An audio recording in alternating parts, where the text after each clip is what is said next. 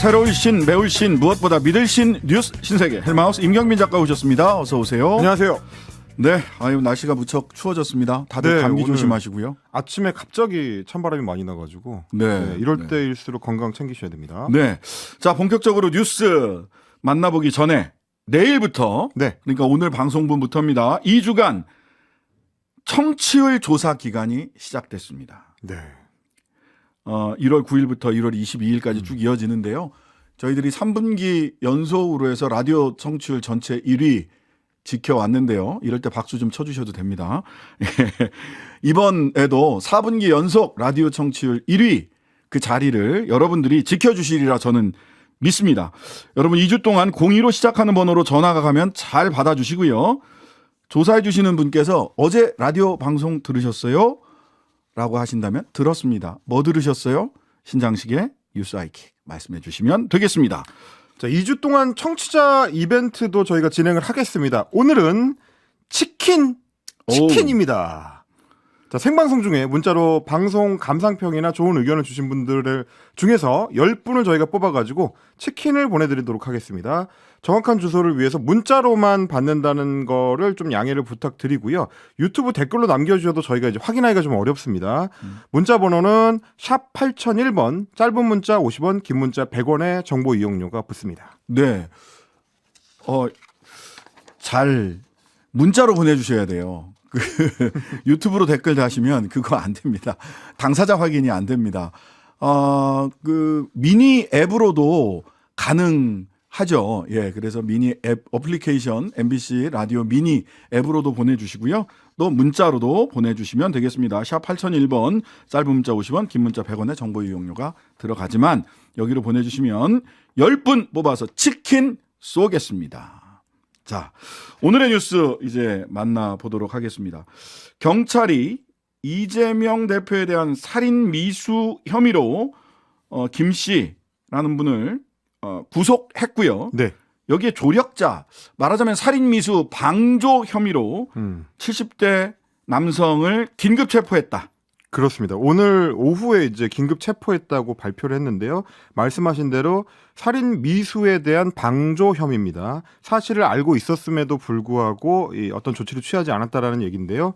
이 남성은 소위 김 씨의 변명문, 그리고 남기는 글이라고도 이제 조선일보에서는 보도를 했었는데 이 변명문과 같은 내용의 문서를 모처에 우편으로 발송하는 것을 동의를 했었다. 그러니까 사건을 일으키고 나면 본인이 전달해준 이 변명문을 모처에 우편으로 보내달라라는 부탁을 받았다는 얘기가 되겠습니다.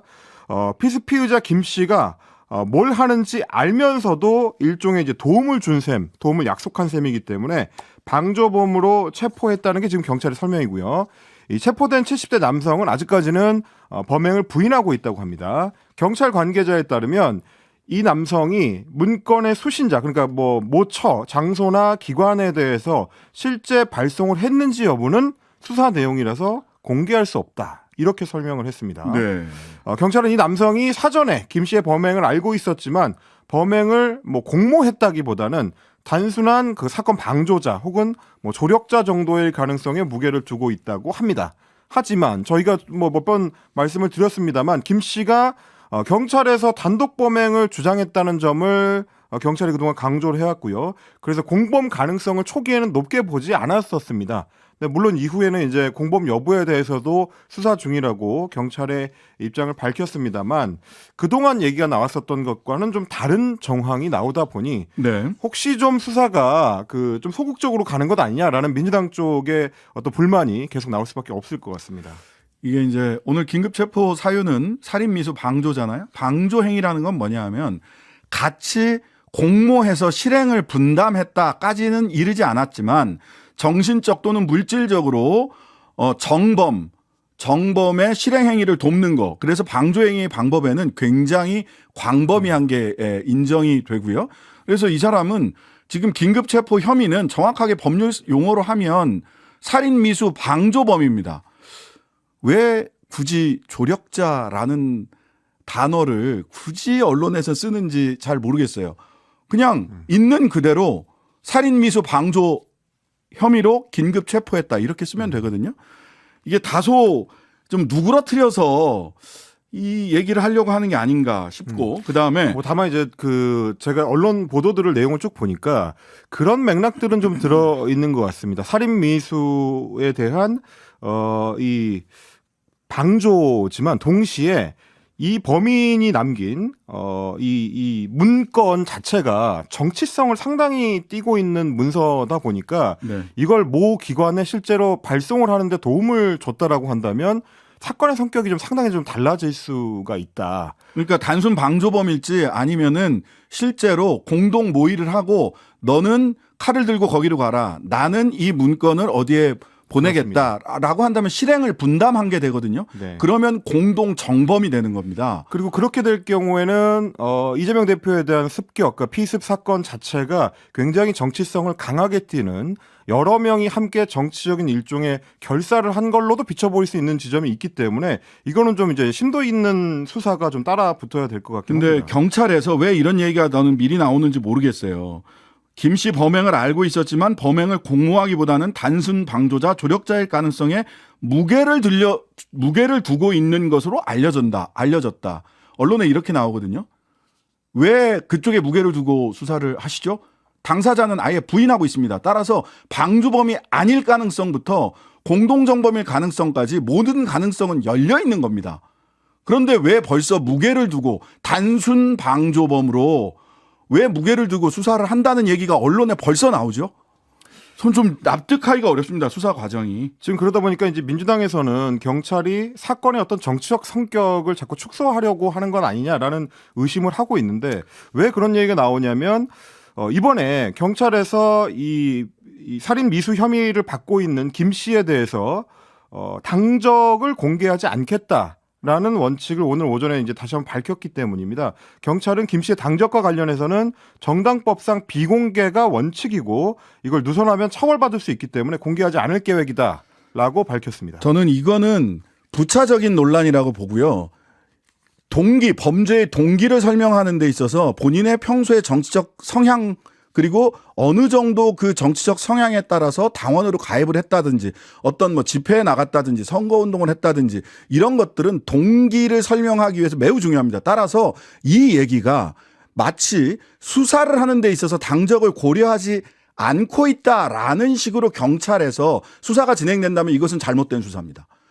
동기를 고려하는 데 있어서 어떠한 정치적 신념을 가지고 있었느냐는 이 사건에서 매우 중요하죠. 단순 살인 미수 사건이 아니라 야당 대표를 향한 살인 미수 사건이기 때문에 이 사람의 정치적 성향 이거는 이 살인 미수 행위의 동기를 설명하기 위해서 빠뜨릴 수 없는 겁니다.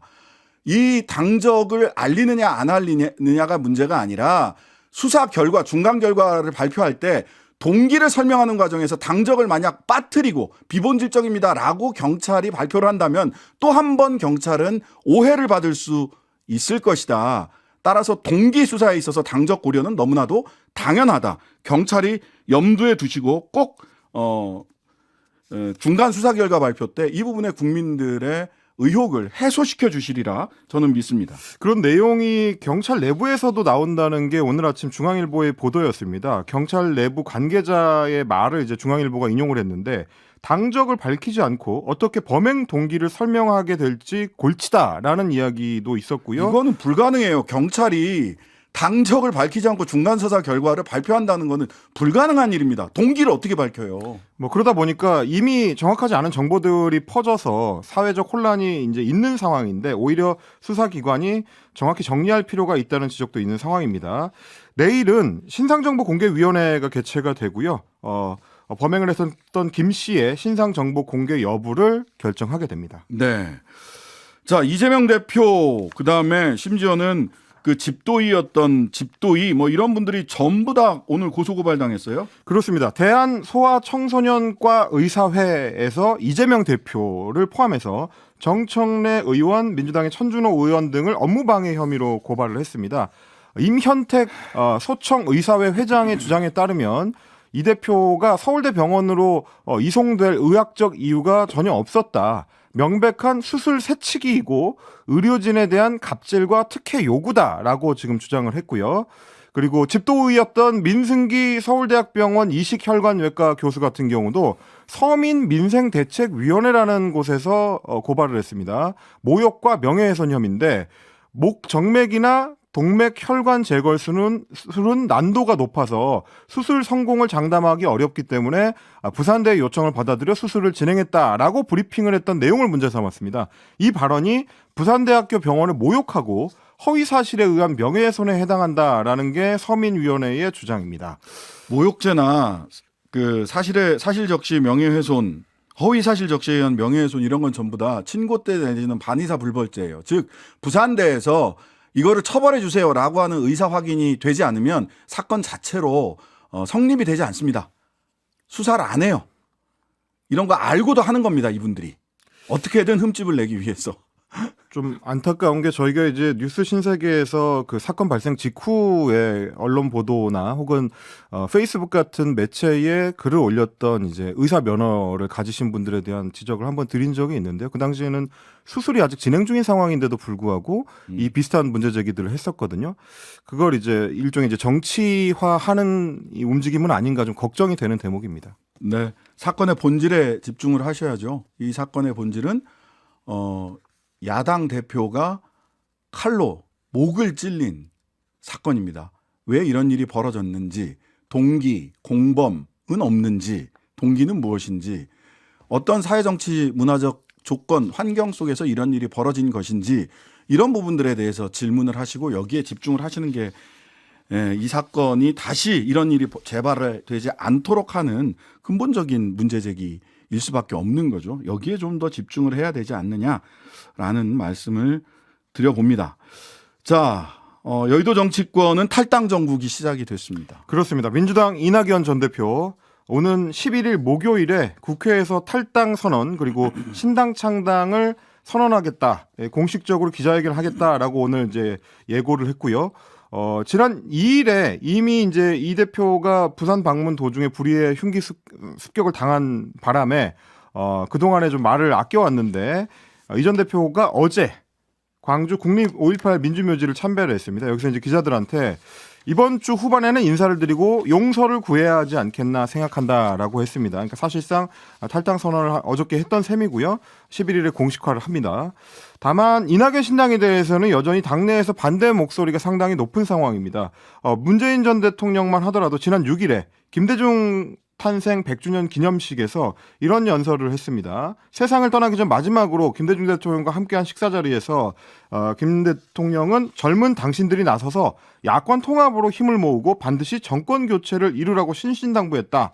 이 부분을 좀 강조를 했고요. 그러면서 그 당부가 김 대통령의 마지막 유언이자 문재인 전 대통령 본인이 정치에 뛰어들게 된 주요한 계기가 됐다는 점도 이야기를 했고 그 유지에 따른 야권 대통합으로 민주통합당이 창당됐고 정권교체를 해낼 수 있었다.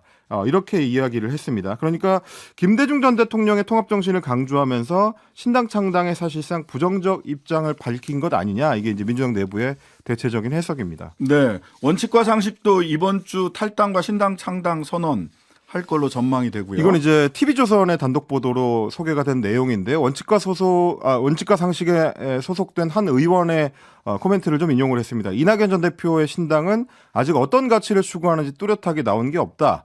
우리 신당만의 가치와 정체성을 명확히 할 것이다. 그러니까 뭐 이낙연 신당에 대해서는 약간 선을 그은 셈인데 그럼에도 불구하고 이준석 신당이나 금태섭 신당이나 양행자 신당 등등에 대해서는 가치 연대의 가능성을 열어놓고 있는 상황입니다.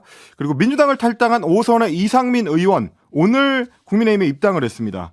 입당 포부를 밝혔는데 윤석열 정부 성공을 위해서 국민의힘이 원내 1당이 돼야 된다라는 점을 강조를 했고요. 집권 여당의 비대위 자리에 앉게 돼서 개인적으로 영광이고 가문의 영광이다. 그리고 호랑이 잡으러 호랑이 굴에 들어온다는 다부진 생각으로 입당하게 됐다라는 말도 남겼는데 그럼 여기서 얘기하는 호랑이는 어떤 사람을 대상으로 하는 것인가라는 의문이 좀 남긴 합니다. 잡으러 들어갔다고 하셔서 저도 그 한동훈 비대위원장의 환영 인사와 이상민 의원의 그 입당의 포부가 안 맞아요. 엇갈립니다. 이게 왜냐면 이제 호랑이굴 얘기가 정치권에서 통용될 때는 보통 이제 김영삼 전 대통령이 그렇죠. 민정당 계열하고 합당을 하면서 나중에는 결국 군사 정권과 관련됐던 정치인들을 몰아냈던 네, 하나의 그거를 척결. 떠올리겠다기 때문에요. 그러면 결국 이상민 의원도 당선 뒤에는 누군가를 몰아낸다는 얘기인가라고 해석할 수 있는 대목이긴 합니다. 근데 여기에 대해서 한동훈 비대위원장은 개딸 전체주의와 맞서는 용기를 보여주신 분이다. 우리가 개딸 전체주의와 맞서 싸워 이길 수 있다는 확신을 갖게 됐다. 이런 취지의 이야기를 했거든요. 그러면은 개딸 전체주의가 호랑이는 아니고 그러면 그 굴에서 나와서 호랑이 굴에 들어가서 도대체 누구를 몰아내겠다는 것인지 서로 환영의 인사와 입당의 포부가 좀 엇갈리고 있다. 그 민주당의 비명계 출신들도 서로 좀 엇갈리고 있는 게 원칙과 상식 소속인 비명계 조응천 의원 같은 경우도 이상민 의원이 국민의힘에 입당한 데 대해서 좀 혹평을 했습니다. 정치는 명분인데 과문한 저로서는 명분이 뭔지 잘 모르겠다. 정치의 금도가 어디까지 허용되는지 추운 날만큼이나 시리게 다가오는 날이다. 이렇게 비평을 했습니다. 자, 국민의힘의 김웅 의원은 불출마를 선언했습니다. 그렇습니다. 오늘 오전에 이제 국회에서 기자회견을 갖고 불출마 선언을 했고요. 민주당에서는 친윤계로 꼽히는 정봉주 전 의원이 비명계로 꼽히는 박용진 현재 의원의 지역구에 출마하겠다라고 선언을 해서 또 엇갈리는 모습이었습니다. 자, 오늘 지금 여당 비대위원인 김경률 회계사가 네. 김건희 리스크 모두 알고 있다. 말을 못할 뿐. 이런 취지의 인터뷰를 했네요. 여권 지도부에서는 이례적인 발언이 나온 건데요. 오늘 SBS 라디오 김태현의 정치쇼에서 대통령실의 특검 거부권 행사에 대한 국민 여론의 부정적 인식, 후속 조치가 필요하다라면서 이렇게 답변했습니다. 들어보시겠습니다. 김건희 여사에 대한 리스크라고 생각하거든요. 모두 다 그걸 알고 있습니다. 말을 못할 뿐. 김건희 여사 리스크를 어떤 식으로 제어할 것인지, 국민들의 의혹들, 발생한 반감들을 어떻게 해소할 것인지 지금 많은 말씀들이 나오고 있습니다만은 제2부속실과 특별감찰관 이건 당연하고 플러스 알파가 있어야 된다. 네. 자, 3, 4선 의원도 알고 있고 용산 대통령실도 알고 있고 전직 장관도 알고 있는데 6글자, 김건희 리스크 6글자를 말하지 못하고 있는 상황이다. 이렇게 꼬집었고요. 이 문제를 비대위에서 공식 제기하겠다라고도 이야기를 했습니다. 하지만 실질적인 조치가 실제로 가능할 것이냐, 여기에는 여전히 좀 물음표가 남는 게, 일단 대통령실은 김건희 여사에 대한 보좌기구라고 할 수 있는 제2부속실에 대해서는 설치 가능성을 검토한다라고 했지만 여전히 특별감찰관에 대해서는 유보적 입장이고요. 김건희 특검법에 대해서는 반대 입장이 강경한 상황입니다. 여당 내에서도 역시 마찬가지로 특별감찰관 관련해서는 논의가 본격화되지 못하고 있는 상황입니다. 그러다 보니까 조중동 등 보수 언론에서 걱정을 많이 하고 있습니다. 특히 조선일보 같은 경우는 어제 오늘 이렇게 쭉 보면 사설이나 이런 데서 총선 후 특검이라도 받아라라고 한동훈 비대위원장에게 뭐 간곡하게 이야기를 하는데, 글쎄요, 별로 한동훈 비대위원장이 총선 후 특검이든 뭐든 받을 생각이 없는 것 같더라고요. 그게 좀 이제 갈라져 있는 상황인데요. 일단 네. 세 개가 다 갈라집니다. 네. 제2부속실하고 특별감찰관 임명도 약간 엇갈리는 상황인데, 네. 그보다 훨씬 먼 거리에 지금 특검법 수용이 있는 거거든요. 네네. 근데 조선일보나 중앙일보, 동아일보 같은 이 매체들 같은 경우는 약속이라도 하라는 건데, 네, 그렇죠. 민주당 입장에서는 당연하지만 아예 국회 구성이 바뀌는 총선 이후에 그게 무슨 의미가 있느냐, 네. 이런 상황이고, 여당 내에서는 특검법에 대해서는 여전히 강경한 상황이고 그렇습니다. 네. 뭐 악법은 악법이다라고 하는 취지로 계속해서 한동훈 비대위원장이 이야기를 하고 있고, 사실 제2부속실 같은 경우는 수면 위로 미래의 일입니다. 앞으로는 제2부속실에서 김건희 여사의 행동이나 이런 일정을 관리를 해라, 공식적으로. 그렇죠. 근데 지금 특검법은 과거의 사건입니다. 그리고 한 가지만 더. 이게 결혼 전 얘기라고 하는데요. 결혼 2012년 3월 달에 하셨거든요. 근데 2차 주가 조작이 2012년 12월까지 있었어요. 결혼 전 사건이 아닌데 계속해서 결혼 전 사건이라고 말씀을 하시는데, 이건 팩트 체크 차원에서 한 번 더 말씀을 드립니다. 자꾸 그렇게 사실이 아닌 거 반복해서 말씀하지 않으셨으면 좋겠다. 자, 뉴스 신세계 지금까지 헬마우스 임경민 작가였습니다. 감사합니다. 고맙습니다. 하루 종일 기다려지는 진짜 시사. 평일 저녁 6시 5분 신장식의 뉴스 하이킥.